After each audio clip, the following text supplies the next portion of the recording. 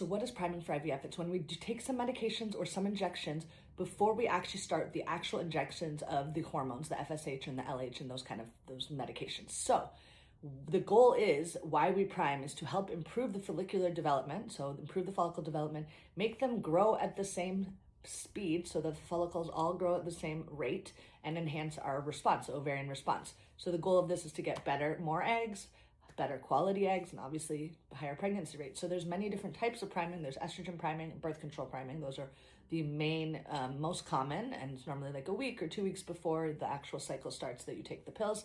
There's testosterone priming, progesterone priming, GnRH antagonist priming like Lupron. There's letrozole priming, many different types. And priming can be really, really, really helpful, and it can also be detrimental. You can over suppress, meaning, so the idea is that you're kind of like suppressing so that everything will do what you want it to do, but the risk is that you over suppress. And so then so like in our case, the first round I didn't do any priming, and I had like a couple way lead follicles that were way farther along. So then the second round I did estrogen priming, and all my follicles were growing at the same speed, but I got way less eggs. So maybe I was over suppressed, who knows? So this time I'm doing a half a tablet of estrogen just to like give a little tiny something, but like not much. And multiple of the doctors I spoke with about this DuoStim, they said don't prime at all.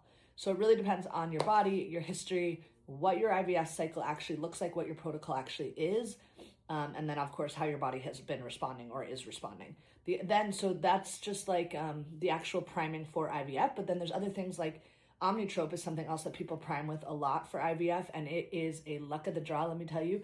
Some people, it gives them better quality eggs and they swear by it. Other people, it has made their cycles way worse. And so we just don't know. And so I did 10 days the first time. This time I'm doing 30 days, and I felt all excited about it, but I'm also like nervous that it could actually be messing up the cycle because it's such a luck of the draw.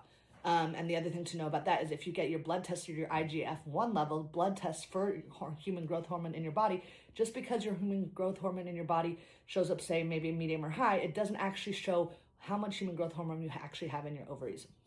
So that test doesn't actually show if you need Omnitrope or not, so there's no way to really know. Other things we can be priming with ahead of time, and people do, is NAD injections into your stomach, NAD infusions. The injections are better, and also just taking precursors to NAD, so NMN, NR, all of these different things in supplement form.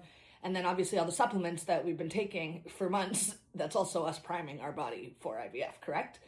Reach out with any questions.